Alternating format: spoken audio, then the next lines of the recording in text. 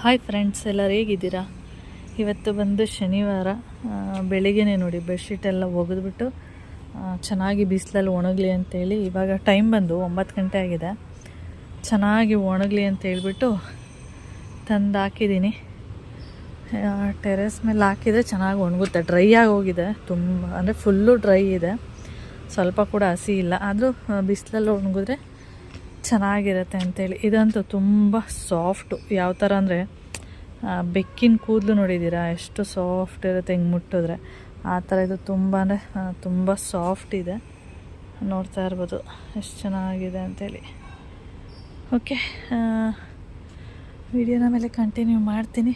ಬಿಸಿಲಂತೂ ಆಹಾ ಯಾವ ಥರ ಇದೆ ನೋಡಿ, ಕಣ್ಣೇ ಬಿಡೋಕ್ಕಾಗ್ತಿಲ್ಲ ನನಗಂತೂ, ಅಷ್ಟೊಂದು ಬಿಸಿಲು ಕಾಣಿಸ್ತಾ ಇದೆ. ಓಕೆ,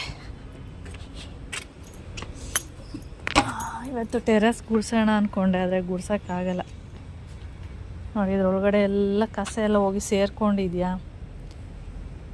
ಆಮೇಲೆ ಏನಾಗುತ್ತೆ, ನೀರು ಅಲ್ಲೋಗಿ ಬ್ಲಾಕ್ ಆಗಿಬಿಡುತ್ತೆ, ನೀರೇ ಹೋಗಲ್ಲ, ಆ ಥರ ಆಗಿಬಿಡುತ್ತೆ. ಇಲ್ಲಿ ಮರ ಇಲ್ಲ ಅಂದರೆ ನೀಟಾಗಿರುತ್ತೆ, ಮರ ಇರೋದ್ರಿಂದ ಕ್ಲೀನ್ ಆಗಲ್ಲ. ಓಕೆ, ಹಾಗೆ ಇಲ್ಲಿ ನೋಡಿ ಪಕ್ಷಿಗಳು 3 ಡೇಸ್ ಆಯಿತು ಇಷ್ಟು ನೀರು ಅಂದರೆ ಫುಲ್ ಇತ್ತು 3 ಡೇಸ್ ಹಿಂದೆ. ಇವಾಗ ನೋಡಿ ಎಷ್ಟು ಖಾಲಿಯಾಗಿದೆ. ಹಾಗೆ ಈ ಪ್ಲೇಸಲ್ಲಿ ಏನಿದೆ ಅಕ್ಕಿ, ಅಲ್ಲಿ ಫುಲ್ ಖಾಲಿಯಾಗಿ ಹೋಗಿದೆ. ಅಂದರೆ ಪಕ್ಷಿಗಳು ಇಲ್ಲೇ ಬಂದು ತಿನ್ನೋದು ಹೆಚ್ಚಾಗಿ. ಈ ಕಡೆ ಎಲ್ಲ ನೋಡಿ ಇದೆ, ಇದೇನು ಮಾಡುತ್ತೆ, ಡೈಲಿ ಬರುತ್ತಲ್ಲ ಅವಾಗ ತಿನ್ನುತ್ತೆ. ಫಸ್ಟ್ ಏನಂದರೆ ಬರಲ್ಲ, ಯಾವ ಪಕ್ಷಿನೂ ಬರಲ್ಲ, ಏನೂ ಇಲ್ಲ. ಅದು ಒಂದಿನ ಅಭ್ಯಾಸ ಆಗೋದ್ರೆ ಅದು ಡೈಲಿ ಬರೋದಕ್ಕೆ ಸ್ಟಾರ್ಟ್ ಆಗುತ್ತೆ. ಆದರೆ ಸುಮ್ಮನೆ ಹಾಕಿರಿ, ಒಂದು ಮೇಲೆ ಟೆರೆಸ್ ಮೇಲೆ ಸ್ವಲ್ಪ ನೀರು ಹಾಗೆ ಅಕ್ಕಿ ಕಾಳು ಏನಾದರೂ ಹಾಕಿರಿ, ಅದು ತಿನ್ನುತ್ತೋ ತಿನ್ನಲ್ವೋ ನೆಕ್ಸ್ಟ್ ಪ್ರಶ್ನೆ ಅದು. ಆದರೆ ಹಾಕಿದರೆ ಯಾವಾಗಲಾದ್ರೂ ಒಂದು ಸರಿ ಬಂದು ತಿನ್ನುತ್ತೆ. 1 ಟೈಮ್ ಬಂದರೆ ಸಾಕು, ಆಮೇಲೆ ಡೈಲಿ ಬರೋದಕ್ಕೆ ಸ್ಟಾರ್ಟ್ ಆಗುತ್ತೆ. ಏಕೆಂದರೆ ಇಲ್ಲಿರುತ್ತೆ ಅಕ್ಕಿ ಅಥವಾ ನೀರು ಅಂತ ಗೊತ್ತಾಗ್ಬಿಟ್ರೆ ಅದು ಡೈಲಿ ಬರುತ್ತೆ ಅಷ್ಟೇ.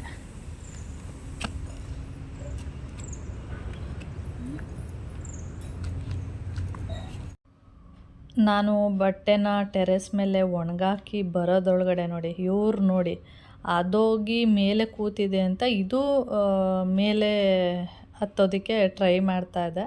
ಅಷ್ಟೊತ್ತಿಗೆ ನಾನು ಬಂದ್ಬಿಟ್ಟೆ ನೋಡಿ. ಇಲ್ಲಿ ಬಂದ್ಬಿಟ್ಟು ನಿದ್ದೆ ಮಾಡೋದಂತೆ. ಎಲ್ಲ ಜಾಗನೂ ಆಯಿತು, ದಿವಾನ್ ಕಾಟ್ ಆಯಿತು, ಕಿಚನಲ್ಲಿ ಮಲಗಿದ್ದಾಯಿತು, ಇವಾಗ ಬೆಡ್ರೂಮಲ್ಲಿ ಮಲಗಿದ್ದಾಯಿತು, ವಾರ್ಡ್ರೋಬ್ಗಳಲ್ಲೂ ಕೂಡ ಮಲಗಿದ್ದಾಯಿತು. ಇವಾಗ ನೋಡಿ ಇವಳು ಇಲ್ಲಿ ಬಂದು ಮಲಗೋದಂತೆ. ಇನ್ನೊಂದು ಇದು ಇಲ್ಲೋಗಿ ಮಲ್ಕೊಂಡಿತ್ತಲ್ಲ, ಅದು ಕೂಡ ಇಲ್ಲೇ ಬಂದು ಮಲ್ಗೋಕ್ಕೆ ಟ್ರೈ ಮಾಡ್ತಾಯಿತ್ತು. ನಾನು ಅಷ್ಟೊತ್ತಿಗೆ ಬಂದುಬಿಟ್ಟೆ ನೋಡಿ, ಅದಕ್ಕೆ ಹತ್ತೋದಕ್ಕೆ ಆಗಲಿಲ್ಲ.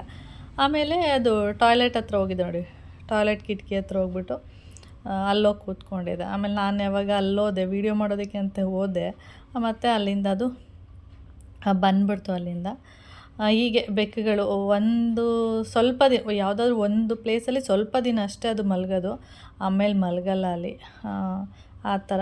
ಮತ್ತು ಇದನ್ನು ಎಳ್ಕೊಳ್ಳೋಣ ಅಂದರೆ ಕೆಳಗಡೆಗೆ ಬರ್ತಾಯಿಲ್ಲ. ಆಮೇಲೆ ಏನು ಮಾಡಿದೆ ಗೊತ್ತಾ, ನಾನು ಫುಡ್ ಇದೆಯಲ್ಲ ಬೆಕ್ ಫುಡ್ಡು, ಅದನ್ನು ತಗೊಂಡು ಅಲ್ಲಾಡಿಸಿದೆ. ಆವಾಗ ಅದರ ಸೌಂಡಿಗೆ ಓಡಿ ಬಂದಿರುವಂಥದ್ದು. ಆ ಥರ ಈ ಥರ ಎಲ್ಲ ಮಾಡ್ತಾ ಇರುತ್ತೆ. ಟೈಮ್ ಬಂದು ಇವಾಗ 12 ಗಂಟೆ ಆಗಿದೆ. ಕರೆಂಟ್ ಇಲ್ಲ, ಕರೆಂಟ್ ಹೋಗಿದೆ, ಏನೋ ಗೊತ್ತಿಲ್ಲ, ಇತ್ತೀಚೆಗೆ ಹೋಗೋದು ಬರೋದು ಮಾಡ್ತಾ ಇರುತ್ತೆ. ಚಿಕನ್ ಸಾಂಬಾರು ಮಾಡಬೇಕು, ಅದಕ್ಕೆ ಇಟ್ಟಿದ್ದೀನಿ ಫ್ರೈ ಆಗಲಿ ಅಂತೇಳಿ. ಕರೆಂಟ್ಗೋಸ್ಕರ ವೆಯ್ಟ್ ಮಾಡ್ತಾ ಇದ್ದೀನಿ. ಯಾಕೆಂದರೆ ಒಂದು ಬೆಡ್ಶೀಟ್ ಎಲ್ಲ ಒಣಗಾಕಿದ್ದೆ, ಅಂದರೆ ಒಗೆದು ಒಣಗಾಕಿದ್ದೀನಿ. ಇನ್ನು ಡೈಲಿ ವೇರ್ದೆಲ್ಲ ಅಂದರೆ ಬಟ್ಟೆಗಳೆಲ್ಲ ಇದೆಯಲ್ಲ ಅದನ್ನು ವಾಶ್ ಮಾಡಿಬಿಡೋಣ ಅಂಥೇಳಿ ನೆನೆಸಿದ್ದೀನಿ. ನೋಡಿದರೆ ಕರೆಂಟ್ ಹೋಗಿದೆ, ಇನ್ನೂ ಯಾವುದೇ ಕೆಲಸ ಆಗಿಲ್ಲ. ಚಿಕನ್ ಸಾಂಬಾರೆಲ್ಲ ಮಾಡಿಟ್ಬಿಟ್ರೆ ಆಮೇಲೆ ಅಡುಗೆ ಮನೆಯೆಲ್ಲ ಕ್ಲೀನ್ ಮಾಡಿಬಿಡ್ಬೋದು. ನೋಡಿ ಹೇಗಾಗಿದೆ, ಫುಲ್ಲ ಒಟ್ಟಿಗೆ ಎಲ್ಲ ಕ್ಲೀನ್ ಮಾಡಿಬಿಟ್ಟು ಆಮೇಲೆ ಪಾತ್ರೆ ಎಲ್ಲ ತೊಳೆಯೋಣ. ಓಕೆ, ಇಷ್ಟೊತ್ತು ವಿಡಿಯೋ ಮಾಡ್ತಿದ್ದೀನಿ. ಮನೆ ರೆಡಿ ಮಾಡಿ ಚಿಕನ್ ಮಾಡ್ತಾ ಇದ್ದೀನಿ ಅಂತ. ಓಕೆ, ಇದನ್ನೆಲ್ಲ ಕ್ಲೀನ್ ಮಾಡಿಬಿಟ್ಟು ಆಮೇಲೆ ಬೇರೆ ಕೆಲಸಗಳನ್ನ ಮಾಡೋಣ, ನೋಡೋಣ ಅಷ್ಟೊತ್ತಿಗೆ ಕರೆಂಟ್ ಬರುತ್ತಾ ಏನೋ ಗೊತ್ತಿಲ್ಲ. ಈ ಕೆಲಸ ಆಗ್ತಾ ಇಲ್ಲಿ ಚಿಕನ್ ಎಲ್ಲ ಫ್ರೈ ಆಗ್ತಾ ಇದೆ, ನಿಮಗೆ ಕಾಣಿಸ್ತಾ ಇರ್ಬೋದು. ಸ್ವಲ್ಪ ನೀರಿದೆ, ಅದೆಲ್ಲ ಫುಲ್ಲು ಡ್ರೈ ಆಗೋಗಲಿ. ಆಮೇಲೆ ಮಸಾಲೆ ಎಲ್ಲ ಹಾಕ್ಬಿಟ್ಟು ಸದ್ಯಕ್ಕೆ ಮಸಾಲೆ ಒಂದನ್ನು ರುಬ್ಬಿಟ್ಕೊಂಡಿದ್ದೀನಿ ನೋಡಿ, ರುಬ್ಬಿಟ್ಕೊಂಡಿದ್ದೀನಿ. ಇಲ್ಲ ಅಂದಿದ್ರೆ ಕಷ್ಟ ಆಗ್ತಿತ್ತು, ವೆಯ್ಟ್ ಮಾಡಬೇಕಿತ್ತು ಕರೆಂಟ್ಗೋಸ್ಕರ. ಇದೊಂದು ಬಿಟ್ಕೊಂಡಿರೋದಕ್ಕೆ ಒಂದು ರೀತಿ ಒಳ್ಳೆಯದು. ಓಕೆ, ವಿಡಿಯೋನ ಆಮೇಲೆ ಕಂಟಿನ್ಯೂ ಮಾಡ್ತೀನಿ. ಇದು ಬಂದು ಮಧ್ಯಾಹ್ನ 1:30. ಅಡುಗೆ ಎಲ್ಲ ಆಯಿತು, ಅಂದರೆ ಸಾಂಬಾರೆಲ್ಲ ಮಾಡಿ ಮುದ್ದೆ ರೈಸು ಎಲ್ಲ ಮಾಡಿದೆ. ಅದಕ್ಕೆ ಎಲ್ಲರಿಗೂ ಹೇಳಿದೆ ಒಟ್ಟಿಗೆ ಊಟ ಮಾಡಿಬಿಡಿ, ಆಮೇಲೆ ನಾನು ಪಾತ್ರೆ ಎಲ್ಲ ತೊಳೆದ್ಬಿಡೋಕ್ಕೆ ಸರಿ ಹೋಗುತ್ತೆ ಅಂತೇಳಿ. ಆಮೇಲೆ ಮೊನ್ಮಮ್ಮನಿಗೂ ಹೇಳಿದೆ, ಅವರು ಮಲ್ಕೊಂಡಿದ್ರು ಸ್ವಲ್ಪ ಹೊತ್ತು. ಅದಕ್ಕೆ ಬಿಸಿ ಬಿಸಿ ಇದೆ, ಊಟ ಮಾಡ್ಕೊಳ್ಳಿ. ಒಬ್ಬರು ಒಂದು ಟೈಮಿಗೆ ಬರ್ತಾರೆ, ಅಂದರೆ ಫಸ್ಟ್ ಮೊನ್ಮಮ್ಮ ತಿಂತಾರೆ, ಕೌಶಿ ಭರತ ಆಮೇಲೆ ಊಟ ಮಾಡ್ತೀವಿ ಅಂತ ಹೇಳ್ತಾರೆ. ಅದಕ್ಕೆ ಬೇಡ, ಎಲ್ಲರೂ ಒಟ್ಟಿಗೆ ಕೂತ್ಕೊಬಿಟ್ರೆ ನಮಗೂ ಒಂದು ರೀತಿ ಒಂದೇ ಸರಿ ಎಲ್ಲ ಕೆಲಸ ಮುಗಿಯುತ್ತೆ. ಆಮೇಲೆ ನಾನು ಕೂಡ ಊಟ ಮಾಡಿಕೊಂಡು ಆಮೇಲೆ ಪಾತ್ರೆ ತೊಳಿಬೋದು ಅಂಥೇಳಿ. ಹಾಗೆ ನಮ್ಮ ಕಡೆ ಎಲ್ಲ ಹೇಗೆ ಅಂದರೆ, ಯಾರಾದರೂ ಗೆಸ್ಟ್ ಬಂದರೆ ಫಸ್ಟು ಅವರಿಗೆ ಏನು ಮಾಡ್ತೀವಿ ಅಂದರೆ ನಾನ್ ವೆಜ್ ಮಾಡುವಂಥದ್ದು. ಯಾರೇ ಗೆಸ್ಟ್ ಬಂದರೂ ಅಷ್ಟೇ, ಅವತ್ತು ಸೋಮವಾರ ಗುರುವಾರ ಆದರೆ ನಾನ್ ವೆಜ್ ಏನು ಮಾಡಿರಲ್ಲ, ವೆಜ್ ಮಾಡ್ತೀವಿ. ಅದೇ ಹೆಚ್ಚಾಗಿ ಯಾರೇ ಗೆಸ್ಟ್ ಬಂದ್ರೂ ಫಸ್ಟು ಮಟನ್ ಚಿಕನ್ ಈ ಥರ ತರುವಂಥದ್ದು. ಆ ಥರ ಇವಾಗ ನಮ್ಮ ಕಡೆ ಅಂದರೆ ಎಲ್ಲರೂ ಸಾಮಾನ್ಯವಾಗಿ ಇದೇ ಥರನೇ. ನಾನಿವಾಗ ಚಿಕನ್ ಸಾಂಬಾರು ಮಾಡಿ ಅವರಿಗೆಲ್ಲ ಊಟ ಎಲ್ಲ ಆಯಿತು. ಅದೆಲ್ಲ ಆದಮೇಲೆ ಕ್ಲೀನ್ ಮಾಡಿ ಪಾತ್ರೆ ಎಲ್ಲ ತೊಳೆದಿಟ್ಟು ನಾನು ಊಟ ಮಾಡಿಕೊಂಡು ಸ್ನಾನ ಮಾಡಿಕೊಂಡು ಮತ್ತೆ ಕರೆಂಟ್ ಬಂದಮೇಲೆ ಅದ್ರ ಬಟ್ಟೆಗಳೇನಿದೆ ಅದನ್ನು ಕೂಡ ಮಿಷಿನ್ಗೆ ಹಾಕಿ, ಅದು ನಾನು ಸ್ನಾನ ಮುಗಿಸಿ ಬರೋದ್ರೊಳಗಡೆ ವಾಶ್ ಎಲ್ಲ ಆಗಿತ್ತು. ಪುನಃ ಅದನ್ನೆಲ್ಲ ಎತ್ಕೊಂಡೋಗಿ ಟೆರೆಸ್ ಮೇಲೆ ಹಾಕಲಿಲ್ಲ, ಯಾಕೆಂದರೆ ಒಳಗಡೆನೇ ಹಾಕ್ತೆ, ಬಿಸಿಲಿದೆಯಲ್ಲ ಇವಾಗೇನು ಒಳಗಡೆನೇ ಹಾಕಿದ್ರೆ ಒಣಗೋಗುತ್ತೆ ಅಂದ್ಬಿಟ್ಟು ಅದನ್ನೆಲ್ಲ ತೊಗೊಬಂದು ಒಳಗಡೆ ಒಣಗಾಕ್ಬಿಟ್ಟು ಆಮೇಲೆ ಬೇಗನೆ ರೆಡಿ ಆದೆ. ಏನಕ್ಕೆ ಅಂದರೆ ಸ್ವಲ್ಪ ರಾಗಿ ಹಿಟ್ಟೆಲ್ಲ ಮಿಲ್ ಮಾಡಿಸ್ಬೇಕಿತ್ತು. ನಿನ್ನೆನೇ ಒಣಗಾಕಿದ್ದೆ, ಆದರೆ ನಿನ್ನೆ ಮಾಡಿಸಿಲ್ಲ, ಇವತ್ತು ಮಾಡಿಸ್ಬಿಡೋಣ ಅಂತ ಹೇಳ್ಬಿಟ್ಟು ರಾಗಿ ಹಿಟ್ಟನ್ನ ಮಿಲ್ ಮಾಡಿಸ್ಬಿಟ್ಟು ನಾನು ಮೈನನ ಮನೆಗೆ ಹೋಗಬೇಕಿತ್ತು. ಅದಕ್ಕೆ ಮಿಲ್ ಮಾಡಿಸಿ ಇಟ್ಬಿಟ್ಟು ಆಮೇಲೆ ಹೋಗೋಣ ಅಂಥೇಳಿ ಪ್ಲ್ಯಾನ್ ಮಾಡಿದ್ದೆ. ನಾನು ಏನಿದೆ ಮನೆ ಕೆಲಸಗಳು, ಬಟ್ಟೆ ಒಣಗಾಕೋದಿರ್ಬೋದು, ಈ ಕೆಲಸಗಳೆಲ್ಲ ಮುಗಿಯೋದ್ರೊಳಗಡೆ ನನಗೆ ಎಷ್ಟು ಟೈಮ್ ಆಯಿತು ಅಂದರೆ 4:15 ಆಗೋಯ್ತು ಇಲ್ಲೇ. ಇನ್ನು ನಾನು ರಾಗಿ ಮಿಷಿನ್ ಹತ್ರ ಹೋಗಿ ರಾಗಿ ಪೌಡರೆಲ್ಲ ಪೌಡ್ರ್ ಮಾಡಿಸ್ಕೊಬಂದು ಮನೇಲಿ ಇಟ್ಟು ಮತ್ತೆ ನಾನು ಹೊರಡಬೇಕಾದ್ರೆ 5:15 ಆಗಿಬಿಡುತ್ತೆ. ಅದಕ್ಕೆ ಮೊನ್ಮಮ್ಮ ಬೇಡ ಬಿಡು, ನೆಕ್ಸ್ಟು ಏನು ಬಂದಮೇಲೆ ಮಾಡಿಸ್ಕೊಂಡ್ರಾಯ್ತು, ಸಂಡೇ ಅಥವಾ ಮಂಡೇ ಮಾಡಿಸ್ಕೊಂಡ್ರಾಯ್ತು, ಹೋಗಿ ಬರೋಗಿ ನೀನು ಅಂತಂದರು. ಅಂದರೆ ಬೇಗ ಏನಾದರೂ ಎಲ್ಲ ಕೆಲಸ ಮುಗ್ದಿದ್ರೆ ಹೋಗಿ ಮಾಡಿಸ್ಕೊಂಡು ಬಂದುಬಿಡ್ತಿದ್ದೆ. ಆದರೆ ನನ್ನ ಕೆಲಸ ಮುಗ್ದಿದ್ದೆ ಲೇಟು. ಅದಕ್ಕೆ ಮಾಮ ಆ ಥರ ಹೇಳಿದ್ರು. ನನಗೂ ಅದು ಸರಿ ಅನ್ನಿಸ್ತು. ನಾನು ಹೋಗಿ ಅಲ್ಲೆಲ್ಲ ಮಾಡಿಸ್ಕೊಂಡು ಬರುವಾಗ ಲೇಟ್ ಆಗೇ ಆಗುತ್ತೆ. ಏಕೆಂದರೆ ನಾನು ಅಂದ್ಕೊಳ್ತೀನಿ ಒಂದು ಅರ್ಧ ಗಂಟೆಲೆಲ್ಲ ಮುಗಿಯುತ್ತೆ ಅಂದರೆ, ಆದರೆ ಅರ್ಧ ಗಂಟೆ ಅಲ್ಲ, ಒಂದು ಸ್ವಲ್ಪ ಜಾಸ್ತಿನೂ ಆಗ್ಬೋದು. ಅಲ್ಲಿ ಟ್ರಾಫಿಕ್ ಎಲ್ಲ ಇದ್ದರೆ ಲೇಟ್ ಆಗುತ್ತೆ. ಮತ್ತು ರಾಗಿ ಮಿಷಿನ್ಗೆಲ್ಲ ತೊಗೊಂಡೋದ್ರೆ ತುಂಬ ಜನ ಇದ್ದರೂ ಕೂಡ ಲೇಟ್ ಆಗುತ್ತೆ. ಒಬ್ಬರು ಇಬ್ಬರು ಇದ್ದರೆ ಬೇಗ ಮುಗಿಯುತ್ತೆ. ತುಂಬ ಜನ ಇದ್ದರೆ ಏನು ಮಾಡ್ತೀವಿ, ವೆಯ್ಟ್ ಮಾಡಬೇಕು. ಅದಕ್ಕೋಸ್ಕರ ಬೇಡ, ಮಾಡಿಸ್ಕೊಳ್ಳೋಣ ನೆಕ್ಸ್ಟು ಸೋಮವಾರನೋ ಭಾನುವಾರನೋ ಬಂದಮೇಲೆ ಮಾಡಿಸ್ಕೊಳ್ಳೋಣ, ಹೋಗಿ ಬರೋಗು ಅಂತ ಹೇಳಿದ್ರು. ಸರಿ ಆಯಿತು ಅಂದ್ಬಿಟ್ಟು ಆಮೇಲೆ ನಾನು ಹೊರಟೆ. ಆಮೇಲೆ ಮೊನ್ಮಮ್ಮ ಬಿಟ್ಕೊಡ್ಲಾ ಅಂತ ಹೇಳಿದ್ರು ಬಸ್ ಸ್ಟ್ಯಾಂಡಿಗೆ. ಇಲ್ಲ ಬೇಡ, ನಡ್ಕೊಂಡು ಹೋಗ್ತೀನಿ. ಏಕೆಂದರೆ ಲಗೇಜ್ ಎಲ್ಲ ಏನೂ ಇರಲಿಲ್ಲ. ಲಗೇಜ್ ಎಲ್ಲ ಇದ್ದರೆ ಏನನ್ಸುತ್ತೆ ನನಗೆ, ಯಾರಾದರೂ ಬಸ್ ಸ್ಟ್ಯಾಂಡಿಗೆ ಬಿಟ್ಕೊಡ್ಬೇಕು ಅಂತ ಅನಿಸುತ್ತೆ. ಯಾರಾದರೂ ಬಿಟ್ಕೊಡೋದು ಅಂದರೆ ಮೊನ್ಮಮ್ಮ ಅಷ್ಟೇ ಬಿಟ್ಕೊಡುವಂಥದ್ದು. ಕೌಶಿಗೆಲ್ಲ ಏನೋ ಗಾಡಿ ಎಲ್ಲ ಕೊಡೋಲ್ಲ, ಮೊನ್ಮಮ್ಮನ ಕೈಲೇ ಬಿಡಿಸ್ಕೊಳ್ಳುವಂಥದ್ದು. ಆದರೆ ಲಗೇಜ್ ಏನೂ ಇರಲಿಲ್ಲ. ಅದಕ್ಕೆ ಬೇಡ, ನಡ್ಕೊಂಡು ಹೋಗ್ತೀನಿ. ಅಂದರೆ ಮೊನ್ಮಮ್ಮ ಊಟ ಮಾಡ್ಕೊಂಡು ಸ್ವಲ್ಪ ಹೊತ್ತು ಪೇಪರೆಲ್ಲ ಓದ್ಕೊಂಡು ಕೂತಿದ್ದು. ಆಮೇಲೆ ಹೋಗಿ ಮಲ್ಕೊಬಿಟ್ರು. ಅದಕ್ಕೆ ಬೇಡ, ನೀವು ಮಲ್ಕೊಳ್ಳಿ, ನಾನು ಹೋಗಿ ಬರ್ತೀನಿ, ಲಗೇಜ್ ಏನೂ ಇಲ್ಲ, ಆರಾಮಾಗಿ ಹೋಗಿ ಬರ್ತೀನಿ ಅಂದೆ. ಸರಿ ಆಯಿತು ಅಂತ ಅವ್ರು ಮಲಗಿದ್ರು. ನಾನು ಬಸ್ ಸ್ಟ್ಯಾಂಡಿಗೆ ಬಂದು, ನಾನು ಬಸ್ ಸ್ಟ್ಯಾಂಡಿಗೆ ಬರೋದಕ್ಕೂ ಕೂಡ ಬಸ್ ಬಂತು. ಆಮೇಲೆ ಬಸ್ ಹತ್ಕೊಂಡು ಇಲ್ಲಿ ಬಂದೆ. ಎಲೆಕ್ಟ್ರಾನಿಕ್ ಸಿಟಿ ಹತ್ರ ಒಬ್ಬರು ಲೇಡಿ ಸಿಕ್ಕಿದ್ರು. ಅವರು ನನ್ನ ರೋಡ್ ದಾಟಿಸ್ಬಿಡಿ ಅಂತ ಹೇಳಿದ್ರು. ಆಮೇಲೆ ಅವ್ರನ್ನ ನೋಡೋಕ್ಕೆ ಎಷ್ಟು ಚೆನ್ನಾಗಿದ್ದಾರೆ ಅಂದರೆ ತುಂಬ ಚೆನ್ನಾಗಿದ್ದಾರೆ. ಅವರು ಸೆಂಟ್ ಜಾನ್ಸು ಅಲ್ಲಿಗೆ ಹೋಗ್ಬೇಕಂತೆ. ನಾವು ಹತ್ತಿದ ಬಸ್ಸೇ ಸೆಂಟ್ ಜಾನ್ಸ್ಗೆ ಹೋಗುತ್ತೆ, ಅದರಲ್ಲೇ ಹೋಗಿ ಅಂತ ಹೇಳಿದೆ. ಇಲ್ಲ ಅದು ಸ್ವಲ್ಪ ಲೇಟ್ ಆಗುತ್ತೆ, ನಾನು ಫ್ಲೈಓವರ್ ಮೇಲೆ ಹೋಗುತ್ತಲ್ಲ ಆ ಬಸ್ಗೆ ಹೋಗ್ತೀನಿ ಅಂತ ಹೇಳಿದ್ರು. ಓ ಹೌದಾ, ಸರಿ ಆಯಿತು ಬನ್ನಿ ಅಂದ್ಬಿಟ್ಟು ಅವ್ರನ್ನ ರೋಡ್ ಕ್ರಾಸ್ ಮಾಡಿಸಿ ಅಲ್ಲಿ ಕರ್ಕೊಬಂದು ಅಲ್ಲಿ ಇಳಿಸಿದ್ದೀನಿ. ನಿಮಗೆ ಅಲ್ಲಿ ಕಾಣಿಸ್ತಾ ಇರ್ಬೋದು ಆಟೋ ಆ ಕಡೆ ಪಕ್ಕದಲ್ಲಿ ಒಬ್ಬರು ಪಿಂಕ್ ಕಲರ್ ಡ್ರೆಸ್ ಹಾಕ್ಕೊಂಡಿದ್ದಾರೆ ನೋಡಿ, ಅಂದರೆ ಕನಕಾಂಬ್ರ ಹೂವಿನ ಕಲರು ಡ್ರೆಸ್ಸು. ಅವರು ಕಣ್ಣು ಕಾಣಿಸಲ್ಲ ಅವರಿಗೆ, ಆದರೆ ನೋಡೋಕ್ಕೆ ಮಾತ್ರ ಹಂಗೆ ಅನ್ಸೋದಿಲ್ಲ, ಅಷ್ಟು ಚೆನ್ನಾಗಿದ್ದಾರೆ ಮತ್ತು ತುಂಬ ಆ್ಯಕ್ಟಿವ್ ಇದ್ದರು. ನಾನಂದರೆ ನನಗೆ ಇದುವರೆಗೆ ಅಲ್ಲಿ ಫ್ಲೈಓವರ್ ಮೇಲೆ ಬಸ್ ಹೋಗುತ್ತೆ ಅನ್ನೋದೇ ಗೊತ್ತಿಲ್ಲ. ಅವರು ನನ್ನನ್ನು ಈ ಥರ ಹೇಳಿದ್ರು, ಅಂದರೆ ನನಗೆ ಅಲ್ಲಿ ದಾಟಿಸ್ಬಿಡಿ, ನಾನು ಈ ಥರ ಸೆಂಟ್ ಜಾನ್ಸ್ಗೆ ಹೋಗಬೇಕು ಅಂತ ಕೇಳಿದ್ರು. ನಾನು ಫಸ್ಟು ಕೇಳಿದ್ದು ಎಲ್ಲಿಗೆ ಹೋಗ್ಬೇಕು ನೀವು ಅಂತ. ಆವಾಗ ಸೆಂಟ್ ಜಾನ್ಸ್ ಅಂತ ಹೇಳಿದ್ರು. ಸೆಂಟ್ ಜಾನ್ಸ್ ಅಂದರೆ ಇದೇ ಬಸ್ಸೇ ಹೋಗುತ್ತೆ, ಇದರಲ್ಲೇ ಹೋಗಿ ಅಂತ ಹೇಳಿದೆ. ಇಲ್ಲ ಈ ಬಸ್ಸು ಲೇಟ್ ಆಗುತ್ತೆ, ನಾನು ಫ್ಲೈಓವರ್ ಮೇಲೆ ಬರುತ್ತಲ್ಲ ಆ ಬಸ್ಸಲ್ಲಿ ಹೋಗ್ತೀನಿ ಅಂತ. ಅಂದರೆ ತುಂಬ ಆ್ಯಕ್ಟಿವ್ ಆಗಿದ್ರು ಅವರು. ಪಾಪ ನೋಡೋಕ್ಕೆ ತುಂಬಾ ಚೆನ್ನಾಗಿದ್ರು, ಕಲರ್ಫುಲ್ಲಾಗಿ ಸಖತ್ತಾಗಿದ್ದಾರೆ. ನೋಡಿದ್ರೆ ಪಾಪ ಕಣ್ಣು ಕಾಣಿಸಲ್ಲ ಅವರಿಗೆ. ಆಮೇಲೆ ಅಲ್ಲಿ ಕರ್ಕೊಬಂದು ಬಿಟ್ಟು ಅಲ್ಲ, ನಾನು ಹೇಳಿದೆ ಫಸ್ಟು ನಾನು ಇರಲ್ಲ, ಬಸ್ ಹತ್ಸ್ಬಿಟ್ಟು ಹೋಗ್ಲಾ ಅಂತ. ಇಲ್ಲ ಮೇಡಮ್ ನಾನು ಹೋಗ್ತೀನಿ, ನನಗೆ ಅಭ್ಯಾಸ ಇದೆ, ದಿನ ಈ ಟೈಮಿಂಗ್ಸ್ಗೆ ಹೋಗುವಂಥದ್ದು ನಾನು, ನೀವು ಹೋಗಿ ಅಂತ ಹೇಳಿದ್ರು. ಆಮೇಲೆ ಅದೇ ಫ್ಲೈಓವರ್ ಮೇಲೆ ಹೋಗುವಂಥವರು ತುಂಬ ಜನ ಇದ್ದರು. ಅವ್ರಿಗೆ ಹೇಳಿದೆ ಇವ್ರನ್ನೂ ಈ ಥರ ಬಸ್ ಬಂದರೆ ಹತ್ತಿಸ್ಕೊಂಡು ಹೋಗಿ ಅಂತ.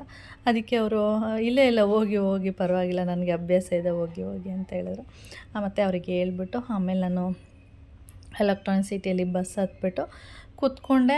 ನೋಡಿದ್ರೆ ಹಿಂದೆಯಿಂದ ಇನ್ನೊಂದು ಬಸ್ ಬಂದ್ಬಿಟ್ಟು ಹೊರಟೇ ಬಿಡ್ತು. ನಾವು ಕೂತಿರುವಂಥ ಬಸ್ಸು ಅಲ್ಲೇ ನಿಂತ್ಕೊಂಡಿದೆ. ಇನ್ನೊಂದು ಹಿಂದೆಯಿಂದ ಒಂದು ಬಸ್ ಬಂತು, ಅದು ಹೋಗೇ ಬಿಡ್ತು.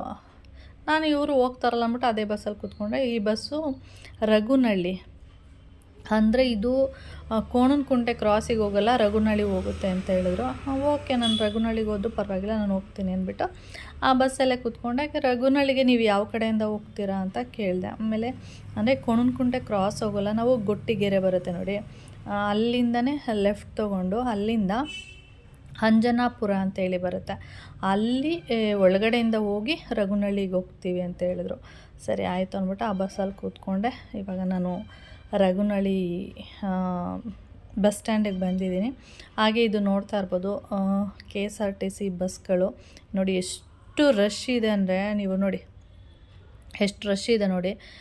ಸಂಜೆ ಟೈಮ್ ಹೋದರೆ ಈ ಥರ ನಿಂತ್ಕೊಂಡು ಹೋಗಬೇಕು. ನಮಗೂ ಈ ಥರ ಎಕ್ಸ್ಪೀರಿಯನ್ಸ್ ತುಂಬ ತುಂಬಾ ಆಗಿದೆ. ಯಾಕೆಂದರೆ ನಾವು ತುಂಬ ಸರಿ ಆಗಿದೆ ನನಗಂತೂ. ಯಾಕೆಂದರೆ ಕೌಶಿ ಬರೋದು ಒಂದೊಂದು ಸರಿ, ಅದು ಹೆಚ್ಚಾಗಿ ಯಾವ ಟೈಮಲ್ಲಿ ಅಂದರೆ ಸಿಡಿ ಹಬ್ಬ ಟೈಮಲ್ಲಿ, ಆ ಟೈಮಲ್ಲಿ ಏನಾಗುತ್ತೆ ಅಂದರೆ ನೀವು ಹೇಳ್ಬೋದು ರಜಾ ಹಾಕ್ಸ್ಕೊಂಡು ಅವತ್ತೊಂದಿನ ರಜಾ ಹಾಕ್ಸ್ಬೋದು ಅಂತ. ನಿಜ, ಆ ಟೈಮಲ್ಲಿ ಏನಾಗ್ಬಿಡುತ್ತೆ ಅಂದರೆ ಅವನಿಗೆ ಟೆಸ್ಟ್ ಇರುತ್ತೆ ಅಥವಾ ಏನೋ ಒಂದು ಆಗಿರುತ್ತೆ, ಅವತ್ತು ರಜಾ ಹಾಕ್ಸೋದಕ್ಕೆ ಆಗಲ್ಲ. ಆ ಥರ ದಿನ ಬೀಳುತ್ತೆ ಅವನಿಗೆ, ಆ ಥರ ಬೀಳುತ್ತೆ ಆ ದಿನ.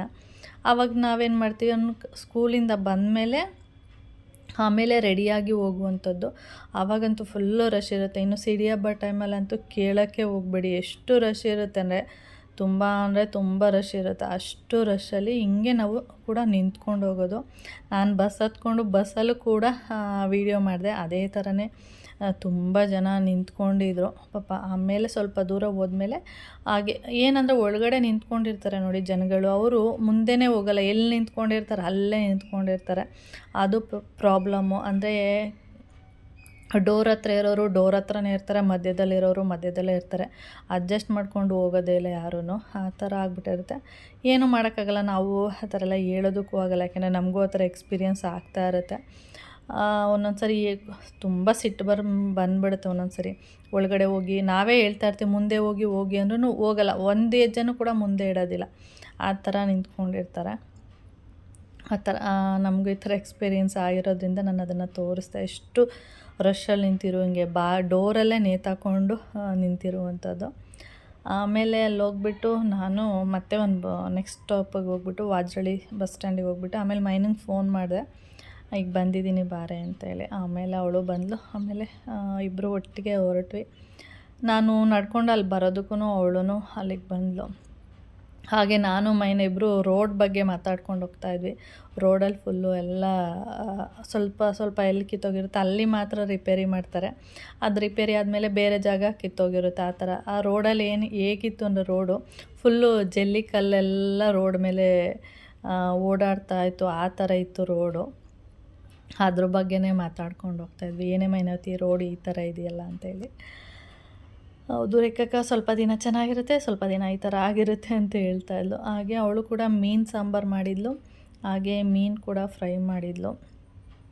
ಮೀನಂದರೆ ಯಾವ್ದು ತರಿಸಿದ್ಲು ಅಂದರೆ ಬಾಂಗ್ಡಾ ಮೀನು, ಅದ್ರ ಜೊತೆಗೆ ವೈಟ್ ಪಾಂಪ್ಲೆಟು ಎರಡೂ ಕೂಡ ತರಿಸಿದ್ಲು.